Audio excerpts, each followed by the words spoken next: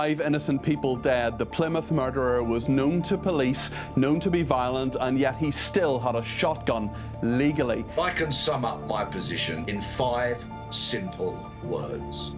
Sophie, Lee, Stephen, Kate, Maxine, rest their souls. I think that's thoroughly inappropriate, and I think it's really lowering the tone of this argument. Is it time for the gun laws to be reformed in this country? I'm Peter Cardwell, and this is Talk Radio TV's Political Punch-Up.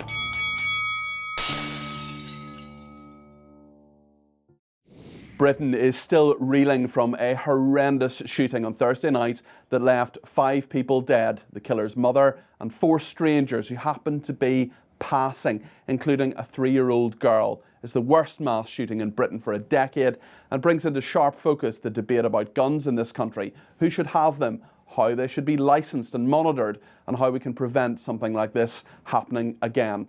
Well, joining me to discuss this is Peter Bleksley. He's a former Metropolitan Police detective, and Mike Yardley, who's a firearms expert and psychologist. Mike, maybe we can start with you. What do you think of what happened on Thursday, and how could something like this be prevented? I think it's an appalling incident, and let's just put it into context. There's nearly 600,000 people in the UK who have shotgun certificates, something just over 150,000 who have firearm certificates. We've seen tragedy before in this country. We had Michael Ryan in 1987, we had Thomas Hamilton in 1996, and we've had Derek Bird. After those tragedies, we've learnt a lot. Although I think the basics of the system are good, I think the system protects the public well, I think clearly there has been a failing here. But Mike, how can you say the system works and the basics of the system work well? Obviously he's saying there has been a failing here. This person's shotgun license was taken off him and then it was given back. There was a lot of stuff online that he had put up that clearly wasn't monitored or wasn't monitored closely enough by police. Clearly the system didn't work. Well, I think it's a fair point. It's not necessarily the system that didn't work. It could have been a localized failing. What is extraordinary is that this individual, who was evidently disturbed, if you see his online rants, you can see that this chap really had huge problems and needed psychological support, which evidently he wasn't getting, that he should be given back his gun after having attended an anger management class. I do find that extraordinary, and that will have to be explained. Peter, tell us what you think of what you've heard. I have long held the belief that the only people in the UK who should possess firearms are the military and the police. There is simply no other reason justifiable for anyone to hold a firearm. I know people will say sporting purposes, hunting purposes, and the such like, but I can sum up my position in 5 simple words.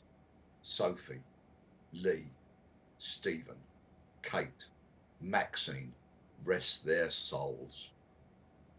What is it? Well, that's just playing an emotional card. I think that's thoroughly inappropriate. I think it's not looking at the real problem, and I think it's really lowering the tone of this argument. Let's hear what Peter has to say about that. You've been accused of lowering the tone of this argument using emotional means to put your argument forward. Why do you think that no one, apart from the military and the police, should have a firearm at all? That's a pretty strong stance. I think it's quite interesting how such a prominent member of the firearms community chooses to insult me. I think that's a perfect reason, perhaps, as to why your other guest may not be suitable to possess a firearm. I've long held this opinion since Dunblane, since Cumbria, and I am a former firearms officer myself. I've seen the bloodshed that firearms create when they are in the most inappropriate of hands. And having had the smell of gun oil under my fingers for many years, I've long believed that only the military and the police should have firearms. If people lose their hobbies, so be it, they will have to find another one. But clearly, Mike, we'll come to you in a second. Peter, clearly the majority of people who have gun licenses in this country use their firearms legally. Why should they suffer because of a minority of people who use firearms inappropriately, sometimes to murder people? Because for that very simple reason, entirely innocent men, women, and sadly last week a child lose their lives because of firearms. Tell me that that something supersedes that something is more important, that somebody's hobby is more important than trying to protect every man, woman, and child in this nation, because I quite simply will never be persuaded. Mike, there's plenty there. Tell us what you think of what you've heard. Well, I think I don't want to have this argument at an emotional level. I mean, obviously, this is an awful tragedy, and those people who were killed, it's a terrible tragedy for them and for their families. But the question is what we can do to make the situation better. Let me say this first, though. There are more than 1 million people in the UK who shoot for sport. They're law-abiding people. For most of them, it's nothing more than golf with guns, and they're no threat whatsoever to the public. The most common murder weapon in the UK is a sharp instrument. Domestic kitchen knives, screwdrivers. We have an extraordinarily low rate of firearms deaths in the UK. Unfortunately, we do have quite a lot of deaths from knife crime and similar, and that is a major issue. But I don't think what Peter is proposing ultimately would make the public any safer at all. This disturbed young man, Davison, was already posting how he was considering the use of swords and how efficient different types of sword were for killing people. We've seen Breivik in Norway, the Norwegian terrorist mass killer. He used bombs as well as guns. Now, I do want to make another practical point, because I don't really like the way this conversation is going. And I think this should be about trying to find a way through. I think what we do need is better potential offender profiling. And when you look at the sort of people who do commit these terrible crimes, they're similar. They're loners. They don't have a stable relationship. They may have an obsessional method of thinking. They may have an obsessional interest in certain types of guns. They may be in the dark places on the internet. They may be gaming. Nearly all these guys, just before the incident, were playing with shoot-'em-up games. So I think all those things are relevant, and I think we could improve our offender profiling. But let me also say this. I think the British system has worked well. And when you take a broad view of it, and you look at the very low number of firearms deaths in the UK, that is an international success story. And I think if you did what Peter is suggesting and banned legally owned guns, I don't think that would have any difference at all. I think you just have just Mike, as many. let's let Peter respond to that. The the charge that's being made essentially for someone like you, Peter, who's obviously a former police officer, former senior police officer. You've seen what guns can do, but at the same time, you've presumably seen what other weapons can do. You've seen what knives can do. You've seen what other weapons can do as well. Why guns specifically, Peter? Because they are designed to kill people or animals. There is no other purpose for a gun. And I've seen too much bloodshed. And last week's awful, appalling events should be a very, very clear message that having guns in the hands of members of the public clearly is wrong and needs to be addressed. Mike's argument there, though, Peter, is that many people are using them for sport, they're using them for hunting. Golf with guns is the argument he's saying. Why should these people have those liberties taken away?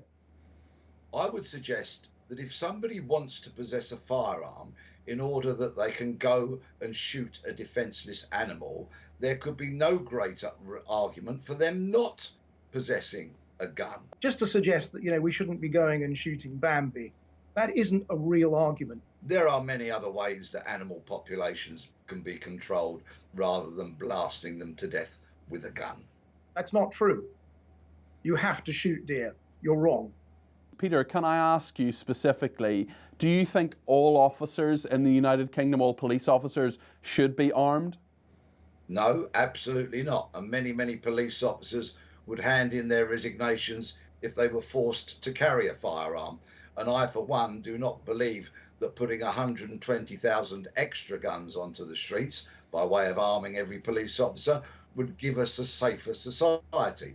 So no, armed officer numbers have increased in recent years as a result of additional terrorism threats and serious and organised crime and the like, but no, not every police officer should be routinely armed. On the wider point, Peter, of the licensing system. Surely it's better to have people in the system knowing what guns they have, knowing what condition those guns are in, what condition the people's psychological condition is, for example. Surely that regulation is a better thing than pushing this all underground.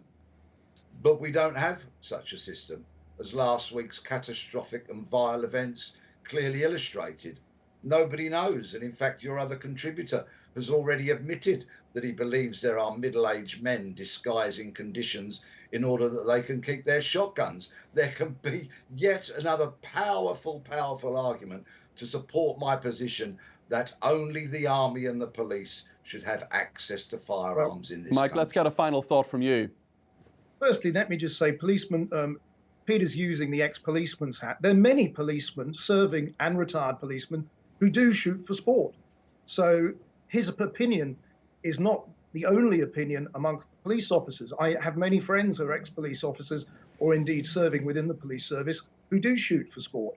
The other thing is, I do think you have to remember in this, what is the public benefit? Would the public be any safer from what Peter is suggesting? I don't think they would. We have this very low rate of firearms crime in the UK because we have a strict licensing system in place. That system has evolved since tragedies in the past. I mean, no one is saying that those tragedies are a good thing. We all want to prevent anything like that happening.